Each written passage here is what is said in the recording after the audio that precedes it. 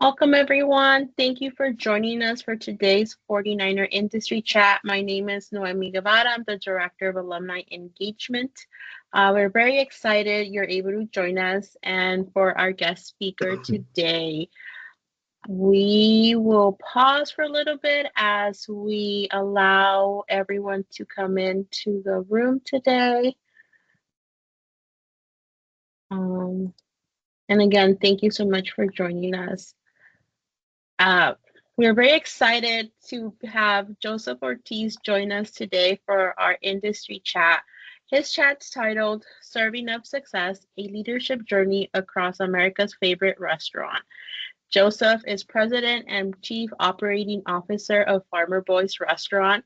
Before being named President and Chief Operating Officer, Joseph served as Vice President of Finance and Accounting for Farmer Boys, responsible for all finance, accounting, banking, technology, business intelligence, legal, and general corporate support for Farmer Boys brand.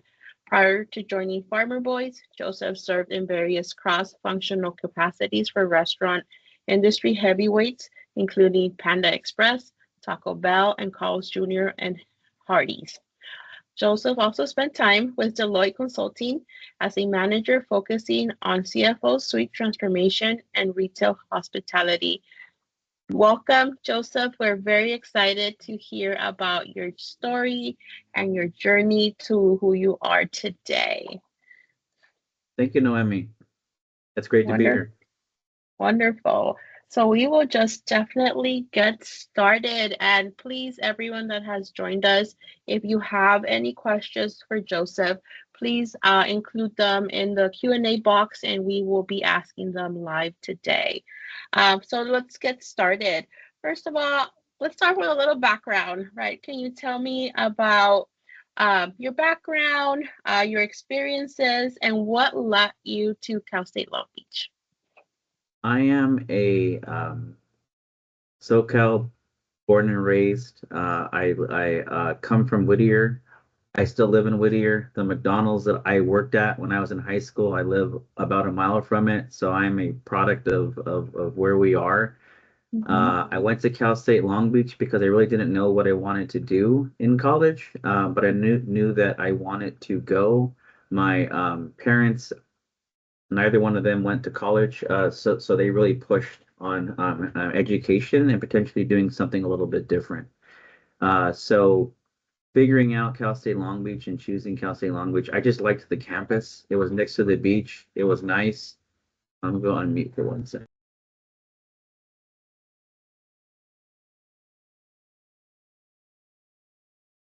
Sorry about that. Our office is actually located across the street from a pretty large fire station, so every now and then we get those things going on.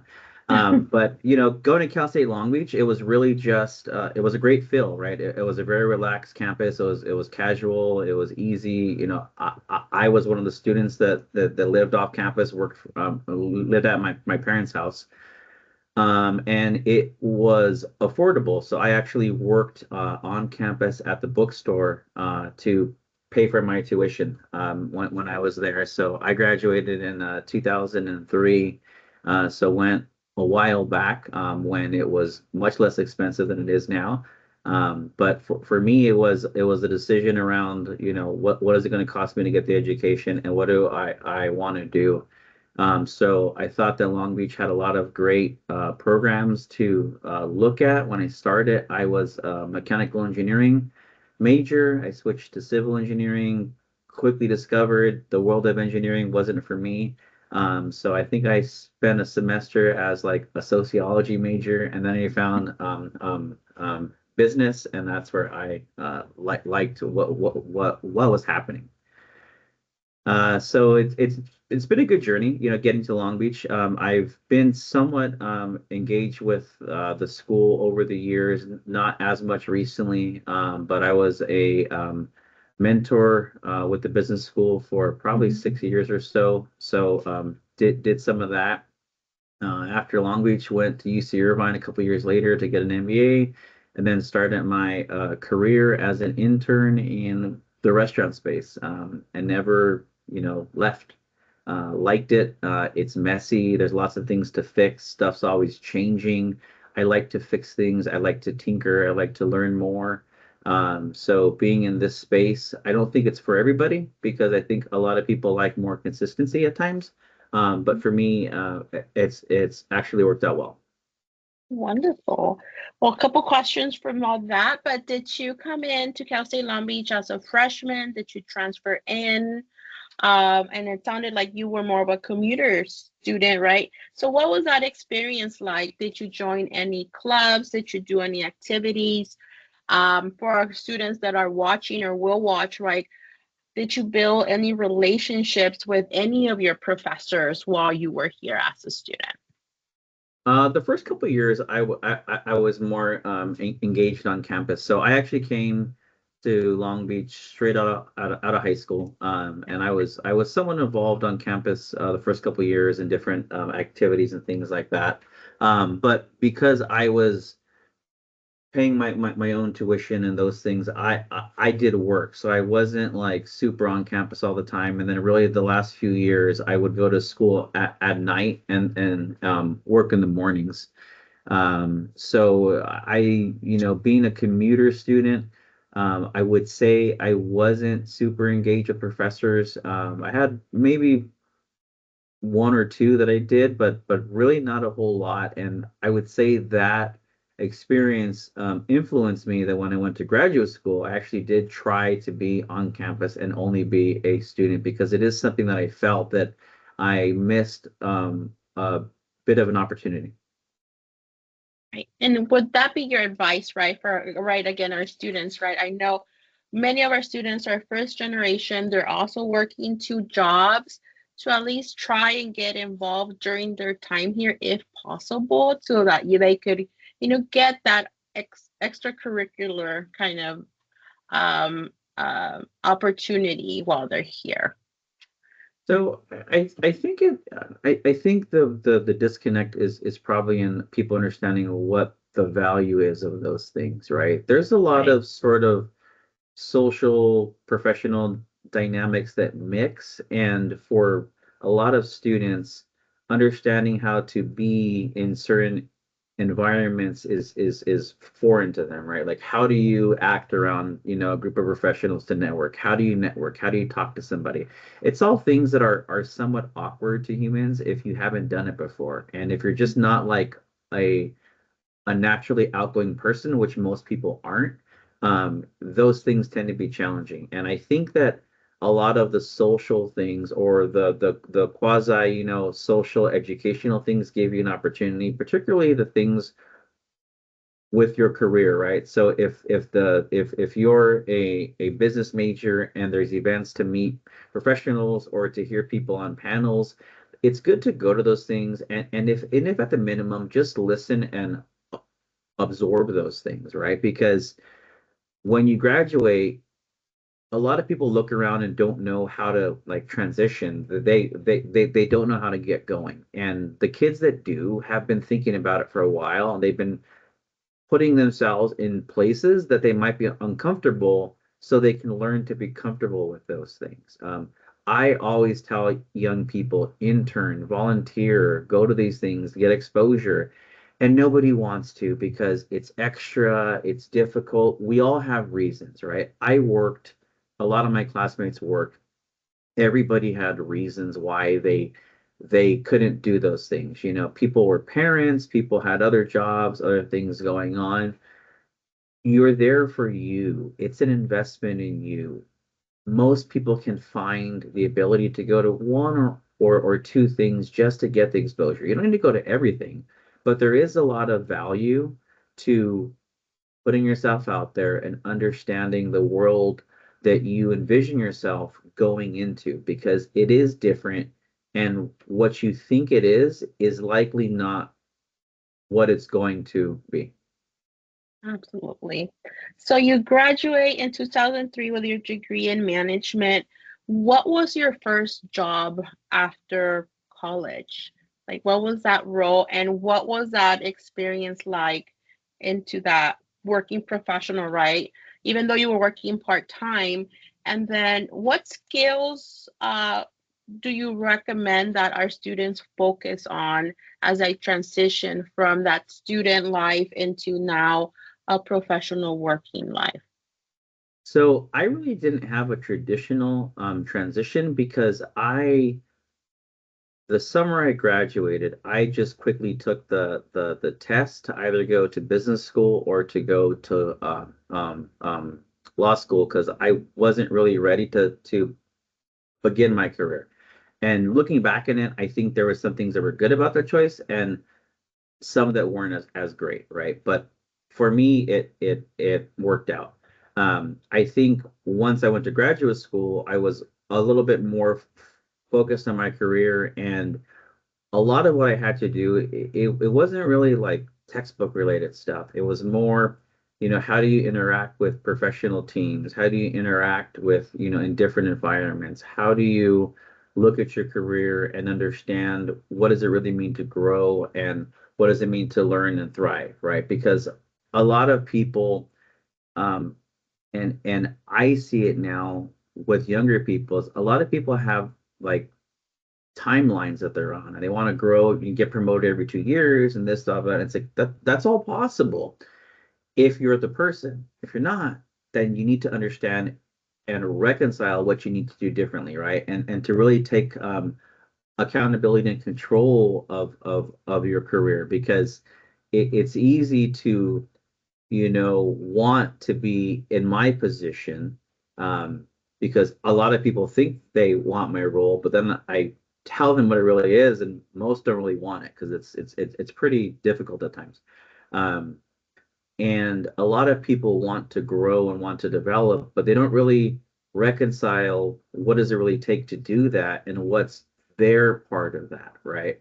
I coach people on this idea of growth is half you and half us, right? We can give you the opportunities. We can put you in the place to learn and be safe, to make some mistakes and be reasonable and let you learn new things, but you also have to want to take those things on. And growth never comes with just doing your job, right? It's I've never seen anybody really grow just doing what's like the norm or what's the minimum. It's always doing more, and whether that's fair or it's equitable or that's what people want to do, it's up to you, right? And what you want to do. And so what I tend to coach um, kids on is always learning more about your craft, right? Learning more and becoming more experienced. And because I believe that, amongst normal human beings, nobody's that much smarter than the next person. The person that seems like they know the most, a lot of times is because they have much more experience. They focused on their craft and what they're doing. And I'm a big advocate of learning more of whatever you're doing and not just your piece of it. Like, what else is next to you and what else can you keep learning to grow and to do more things and to get exposed to more things? Because the more problems you're exposed to, the more different situations you get the opportunity to learn and grow. And learning and growing, to me, is all about putting in the time and getting the experience. Right. Yeah, and I think many faculty members and other alums that I get to work with always tell me, like, stay curious, right? And whatever you're doing, keep on asking questions and kind of put yourself out there, right? To your point about continuing to grow. Um, so I know you said you worked in hospitality or McDonald's, right, when you were younger. So did you envision that you were gonna go into this food industry franchise ever as you pivoted into your career? I would honestly say no. I think when I was in school, there's a lot more things that are more glamorous, right? Everybody wanted to work in consulting, everybody wanted to work in tech, all those sorts of things. And those are things that, if you have the opportunity, you should definitely explore those things. What I found in the restaurant space was that my skill set was more unique than in other industries, right? So if you do go into consulting, there's a bunch of Josephs, right? high achievers, people that do stuff, they're inquisitive. It's kind of normal. If you go into restaurants though, it's just not the norm, right? So industries that are eh, for me, I've always had this feeling that it's easier to stand out and to make an impact in places where you're different. If everyone's the same, then it's somewhat harder to grow and do more because everyone's the same. So for me, coming to the restaurant space, I quickly realized I was way better at understanding the numbers and the math that pretty much everybody else was. And the way that I thought about problem solving and those things was unique. And so I always found that I was able to add a somewhat different and unique skill set to the conversations than most other people were. Is that the same at every restaurant company? Probably not. But at the ones that I was at, it was. And for me, that was interesting because I saw that from a long-term perspective, growing and learning at the time, I thought it would be probably easier in the industry that I was in versus going into a different space where there was more people like me. Wonderful. So, you are in the hospitality food industry. Are there any trends right now that you see will be shaping the future of the industry that you would want to share, especially those of our students that are in the hospitality program today as they look forward to graduation? I think it's hard to understand which trends are going to prevail and have a stickiness to them. I think our industry tends to chase what's new, and a lot of that stuff doesn't last more than 5 to 6 years. I believe that always continuing to focus on getting whatever it is right, having things that are quality, and having good service while it's less and less and less, I think is important. I think being able to reach our guests the way that they want to be reached and the way that they want to interact with you is an opportunity for everyone in our industry, but really probably every industry, because with the speed at which technology and communicating and interacting changes, it's always a question of, are we reaching people the way that they want to be reached? Like, people like being reached, but they don't want to be reached in the way that they don't prefer. They want to interact with you the way that they do, which means we have to get better at understanding what are all the different ways that people want to talk to us, and want to make their experience with us unique and memorable.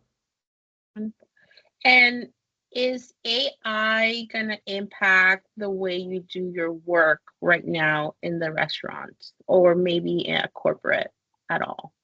I mean, I don't know. I think there's a lot of buzz around AI and sort of what it does. And I think a lot of that comes from people that are just more front end on technology and all things tech.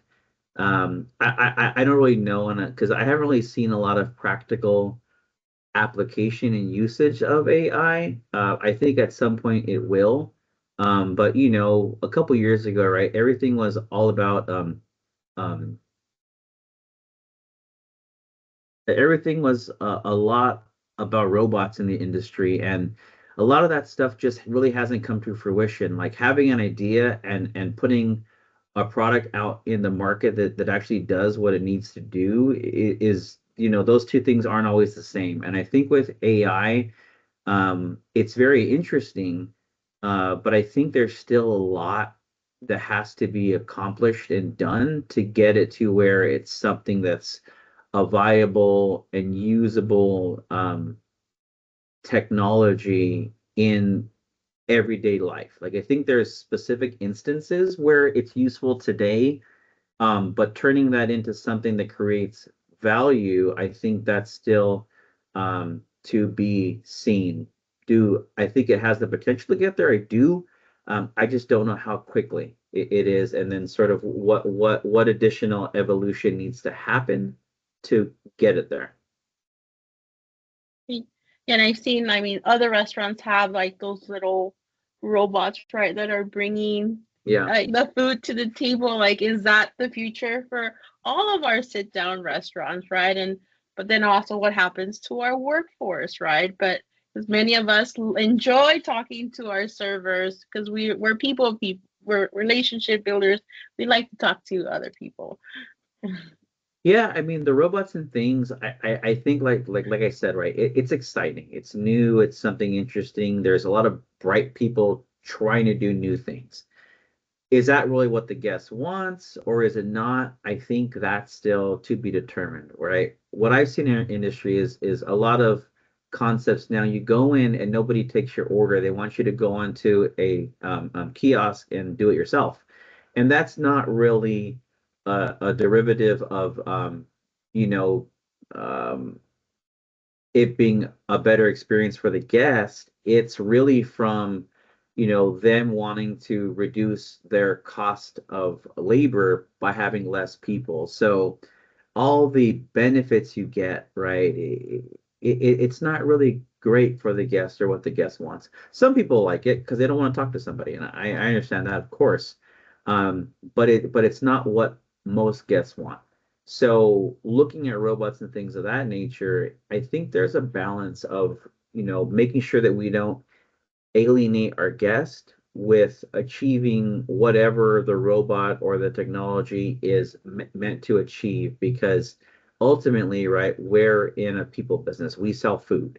So all the great stuff in the world that we can do, if the food doesn't look and taste the way that we told you it was and the way that you've had it before, you're not going to be happy. I could have the best service in the world. If the food's wrong, that's the product. Everything else is secondary. The primary is the food.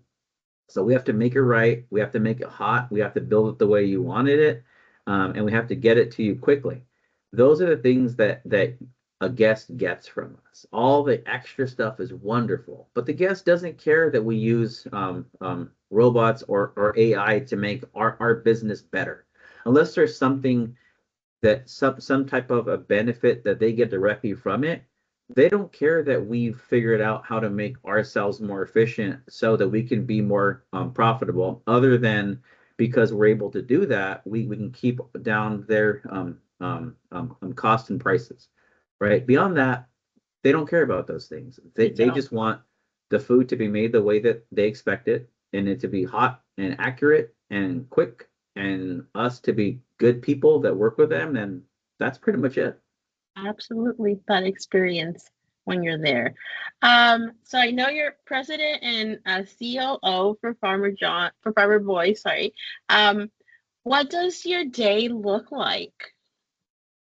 I mean, most days I don't do a lot of individual work. I probably spend about 2 hours a day doing things that I work on, and then the other like 6 to 8 doing things that other people need me to think about with them or help them think about it, right? So in my role, it's kind of the owners, and then it's me, and then it's everybody else in the organization. And I try to hire inquisitive, smart people that want to win, so that they really charge the goals they have, and they go after it.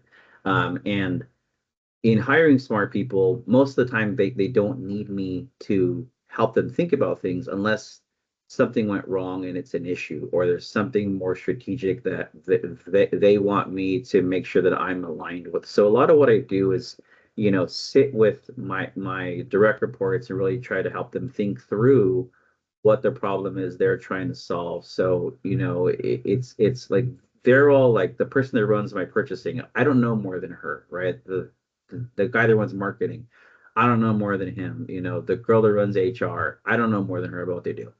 But I know more about them, how to think about the overall business and impacts, and if there's things that they're not considering, to help them think through what's the right process. And in doing so, we typically get to an answer that everybody feels more comfortable with. So a lot of what I do is just help the team think and make sure that, are we connecting the dots across our functions versus just focusing on one.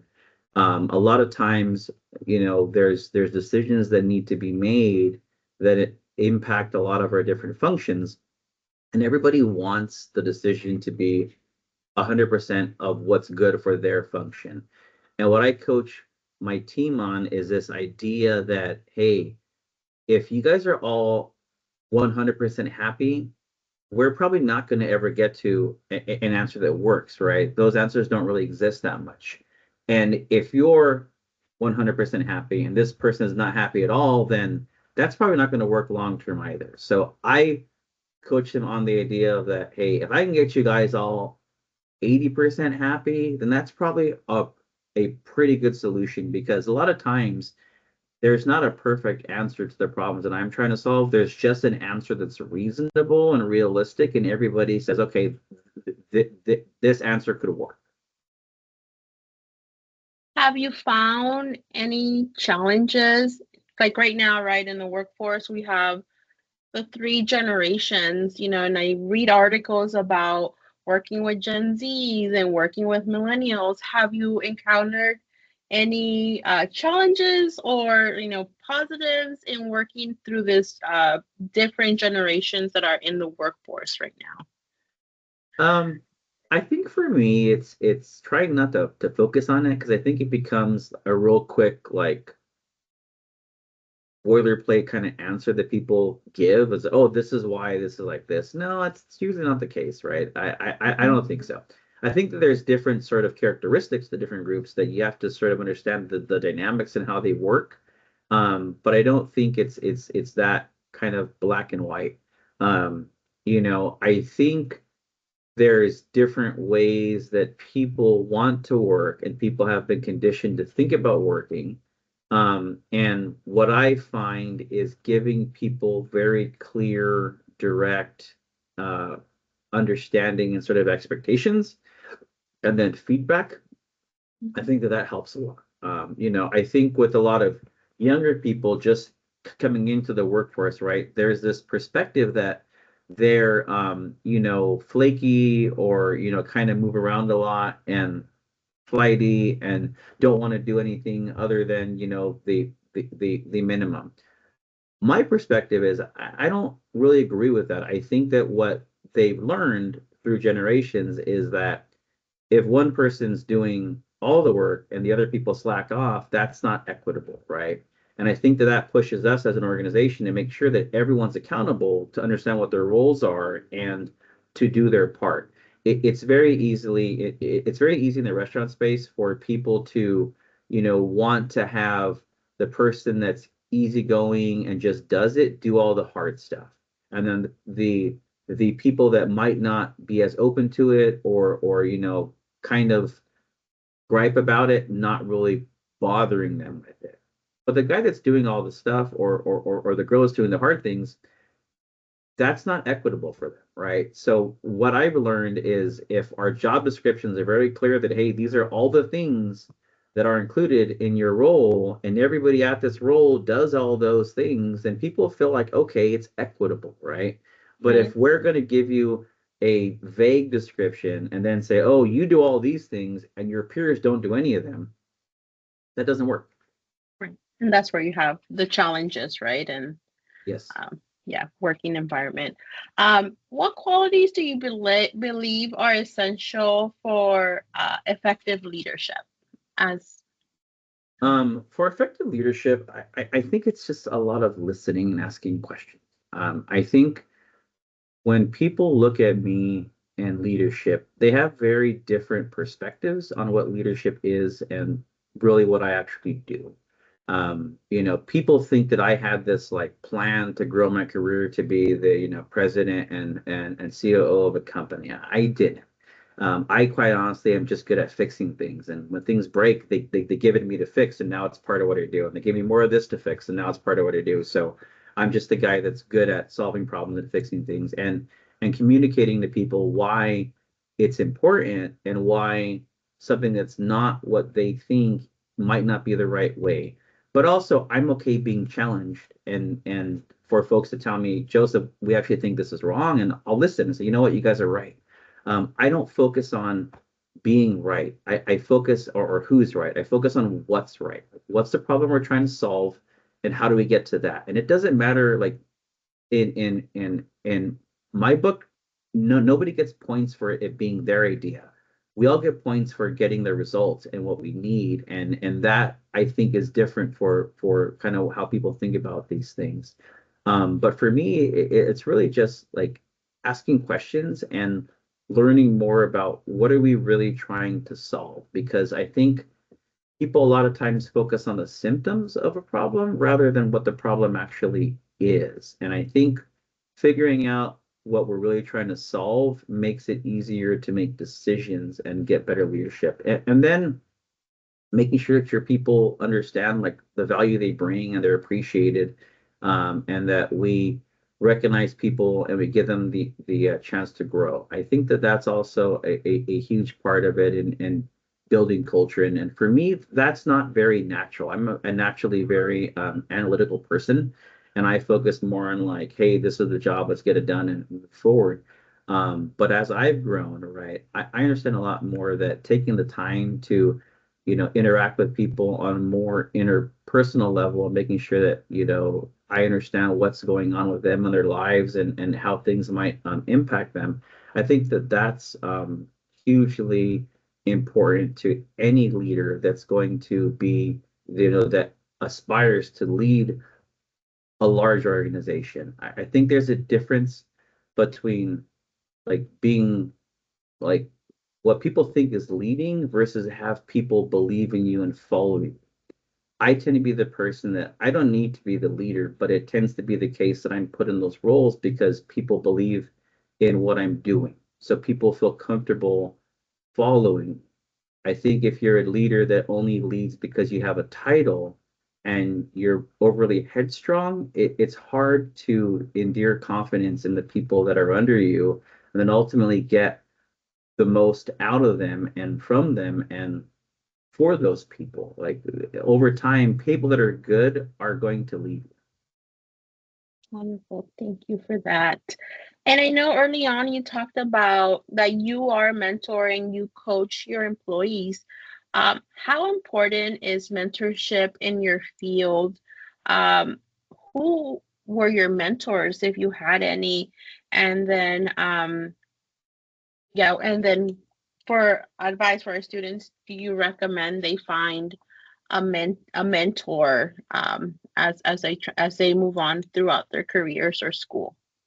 I think having people to absorb from is good. I don't always know if having like a like formal mentor gives people a lot of value, right? Because I think when I've mentored, unless I connect with somebody and there's something there that we can build on, it at times can be challenging.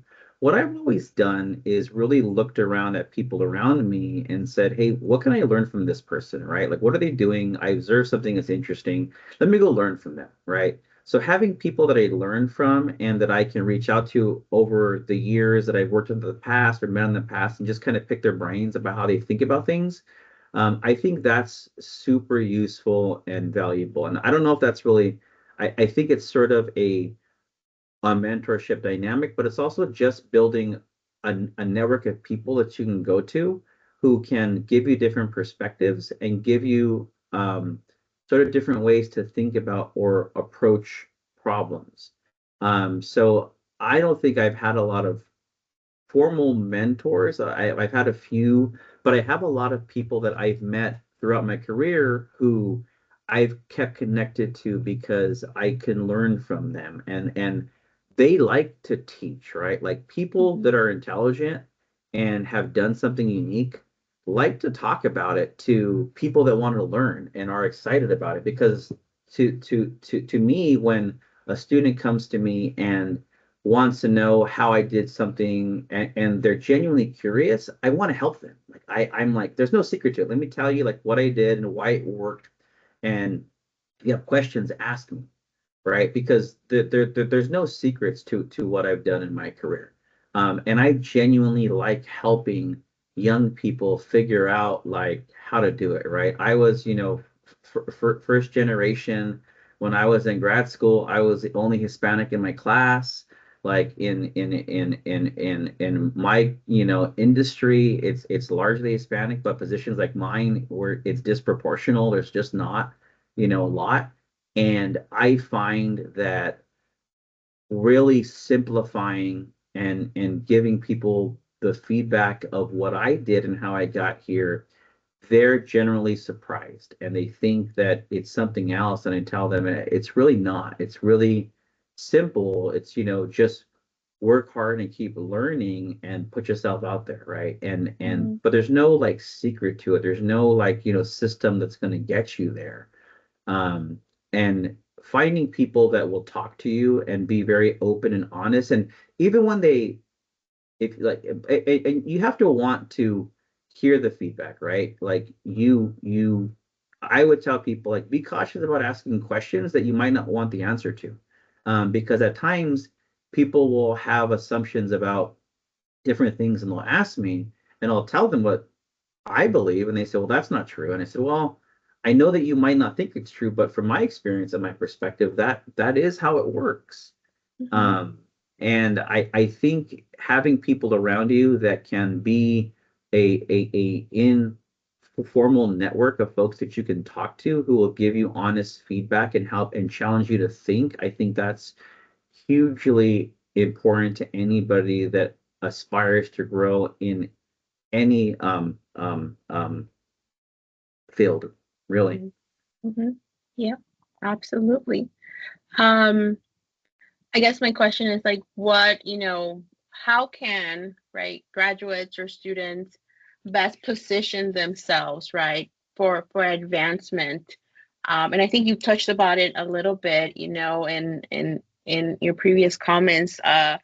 But like, are there things that, as you as one of our leaders, right, in your industry could share with them, like what things should they be looking or doing, right?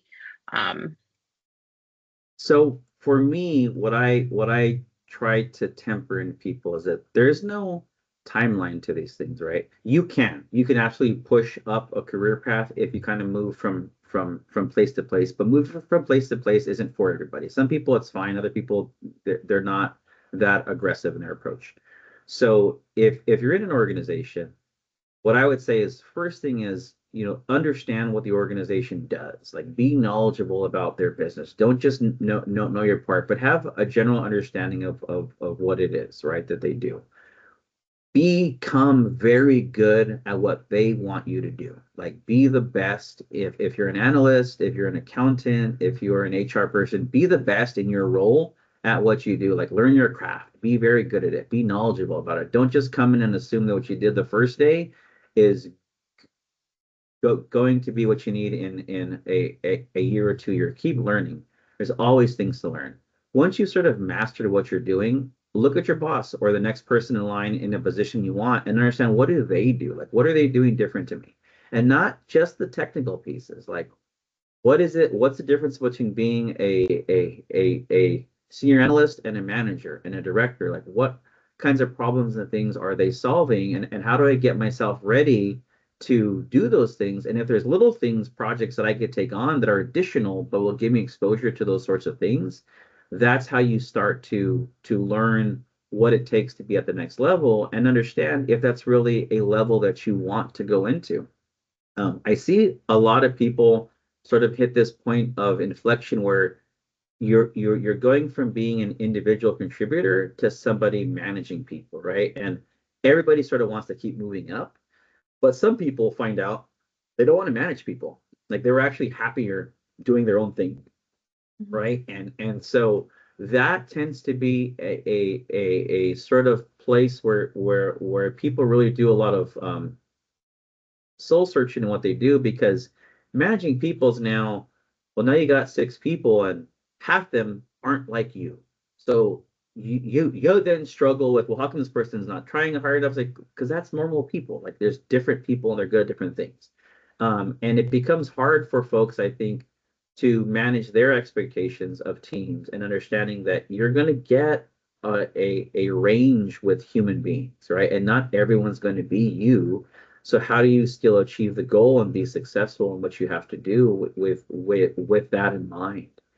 Um, I think those are some of the things that I would think through and for anybody growing their career, right? It really is learning and pushing yourself to learn different things.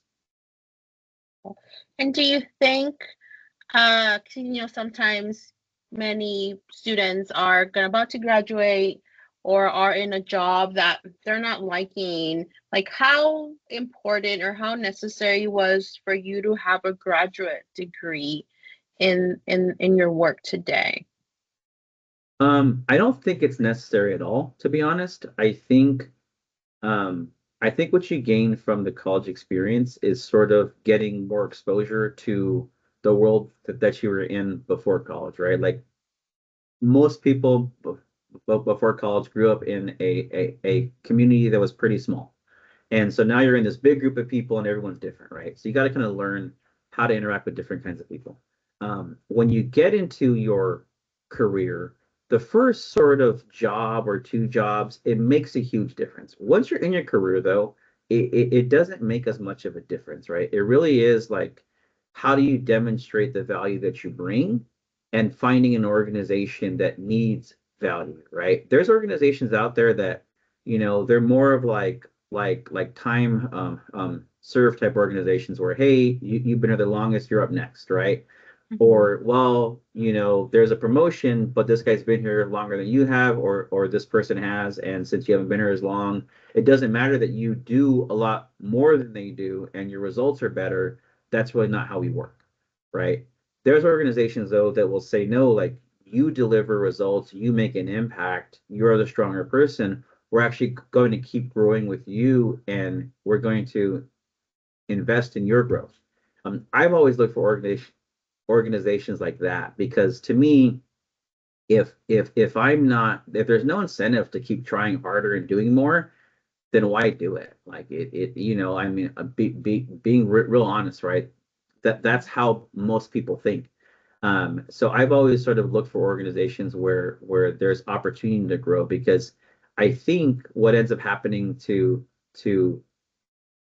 young people in their career is they get that first job and they're in a place where they're not really growing. Like there's nothing to really solve. So you just kind of sit and you're wondering, well, how come I'm not moving up and growing?